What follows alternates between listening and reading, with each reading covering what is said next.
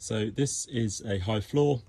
This is the bee entrance here, which just leaves a little gap for the bees to come in and out of, and then the brood box sits on top of this upper frame here. It has a mesh floor, as I mentioned previously, to allow stuff to fall out of the hive. Mainly as part of an integrated pest management plan to let varroa mites drop out and to stop wax cappings and things building up inside the hive, which may draw other pests. So that's to help the bees keep the hive clean.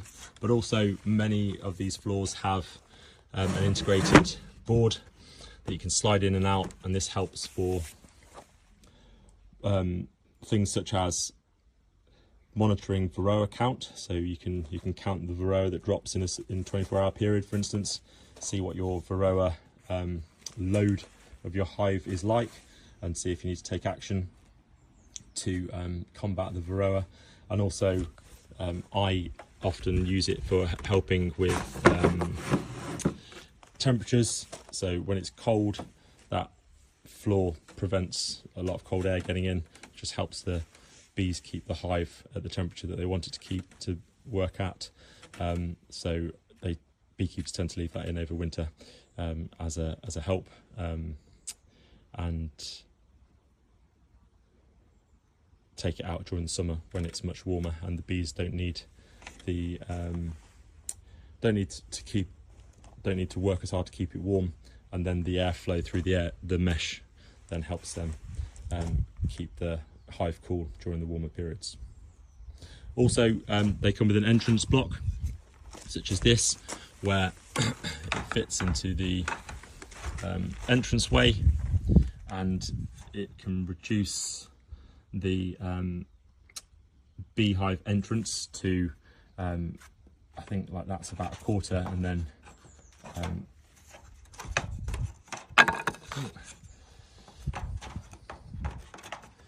this is a much smaller hole. So at different times of the year there's different potential for pests such as wasps trying to get into the hive to steal honey stores, for instance, or bees, as well, robbing bees. And this just allows the guard bees of the beehive to essentially do their duties as guards better. There is a narrower entrance for them to protect from anyone who shouldn't be entering the hive, essentially, and that can help them to maintain their stores, which for a lot of beekeepers, honey is a key aspect that they're trying to protect, and so this is an essential part of doing that as well. We've then got the brood box, which sits on top of the floor. It has space at the top of the edges. Typically you might have metal runners here for the frames to sit along and run along, and you can see the inside here. I've scorched the sides of this box because I've used it previously, so part of the hygiene and preparation for getting it ready for a new colony of bees is scraping out all of the old wax and propolis and then scorching it over the top, just to make sure there's no germs or parasites or anything else that is taken from a previous colony into a new colony that might be using this as its new home. So very important to wash, scrape, and then scorch, like sterilize all your beehive equipment to keep your bees safe. And this is where the queen will spend most of her time, most of her life, and where the deeper brood frames go for egg laying and also some stores and pollen, but predominantly this will be the brood nest at this level. On top of your brood box you'll have a queen excluder.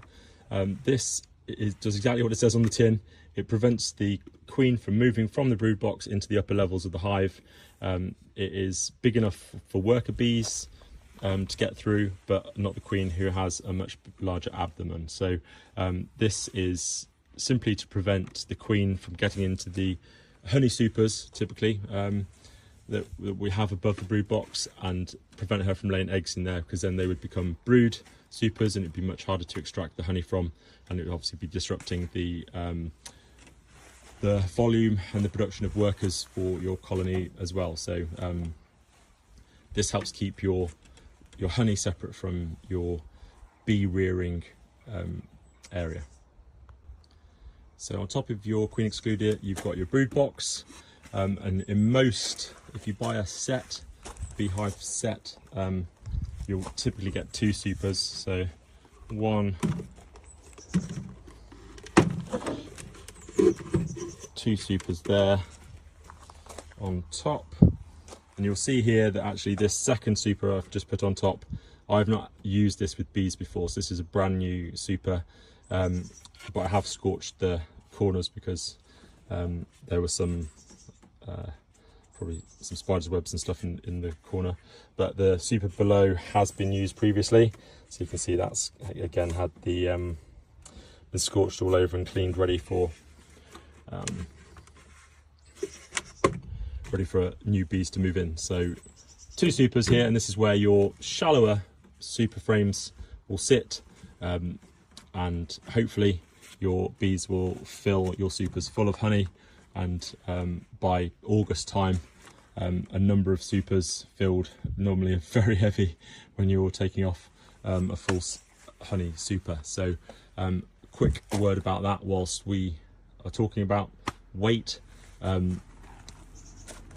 When you site your hive, you don't want it too low to the floor, so you're bending over, but you don't want it too high as well, because by the time you are at this sort of level, if it's more than chest height and full, you're full of honey, and therefore a much more difficult load to move. You're in danger of potentially dropping it, but also during a weekly inspection you'll be looking at the brood in the brood box. So if your brood is too low to the floor, you'll be spending a lot of time bent over, and probably hurt your back and find it uncomfortable. So there is a sweet spot, and it's about 80 to 90 centimeters off the floor, I find, and then by the time you've got two supers and a roof on, it's about my chest height, so that I find that comfortable to work at. So bear in mind the stand that you'll be working on as well. Then we have the crown board, which I've already talked through previously, is the sealing of the bee cavity. So anything above the crown board, the bees won't work. So if you do leave a space here, they will not fill it with comb, they'll only work in the supers below it. So it's quite important to have that, otherwise 2 things: they might try and fill the space above it, and you'll end up with wild comb all on the inside of your roof, because they'll just fill this gap thinking it's part of the beehive, and then you'll take off the roof and there'll be a load of bees and stores in your roof, and that will be very difficult to sort of handle. And secondly, this gives you space to do things like feeding. So if you have a contact feeder, you can place it here with the contact area over the hole in the crown board for the bees to come and feed from. This allows you to sort of have that flexibility in terms of managing your bees in the future. So crown board is a very important piece of equipment, don't forget to put it in. It's an easy one to overlook when you are building up your hive. And this is your beehive roof. Just to point out what I mentioned earlier on, so those vents are covered by little patches of gauze. These are stapled on, sometimes they're nailed on. Just make sure that they are in place and serviceable. They will degrade over time. I have picked up beehives myself, secondhand beehives that have got no gauze over them, so they're just holes, and so wasps and other things can just come straight through those vent holes here, if they can get in, to get to your honey stores. So that's an important one to make sure is covered and working, serviceable. And then obviously in terms of the roof, checking the corners and making sure that it is watertight and that there'll be no water ingress in your corners as well. And then it is fit to go on the top of your hive.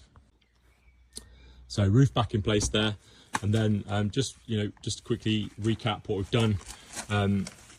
We've got the floor, brood box, queen excluder, sat flush, super 1, super 2, crown board which we can't see, and the roof on top.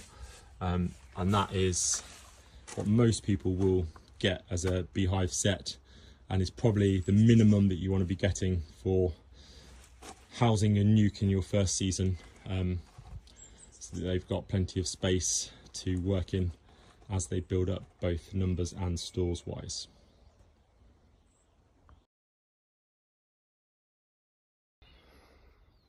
So a very quick recap on what we've done there. We've looked through the various components of a hive that you will require for housing your nuke when it arrives. Firstly, particularly if it's second-hand gear, make sure, or last season's gear, make sure that it is clean. You've got no idea what a previous beekeeper has done with their own bees. You don't know how they've kept them. You don't know what their approach to pest management and disease was like. So better be safe than sorry. Make sure it is scraped, washed, scorched, so that there is nothing that could be transferred to your new bees when they arrive. Make sure that your all of your components are serviceable and in good order. So make sure that they sit flushly, so there's no water ingress or areas for pests to get in, such as the mesh coverings in the roof that we've discussed, and that the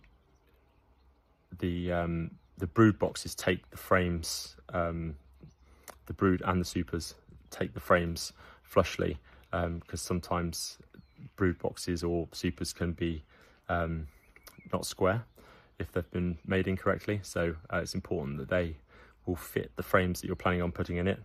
And then I always try and paint my wooden beehives to help them last a bit longer. You have to do it with a particular, or it's advisable rather, to do it with a bee-friendly paint, which this is, and they come in a range of colours from beekeeping suppliers. So that is the other thing that I do routinely to make sure that the gear lasts a bit longer, a little bit of added protection to the bees as well. So they're the sort of final considerations for getting your key in order to receive your nuke. Obviously, you also need brood frames made up, and your personal protection, your beekeeping suit, your veil and gloves and whatnot, and some hive tools as well, but I'll cover that in a different video. All right, thanks for watching. Bye.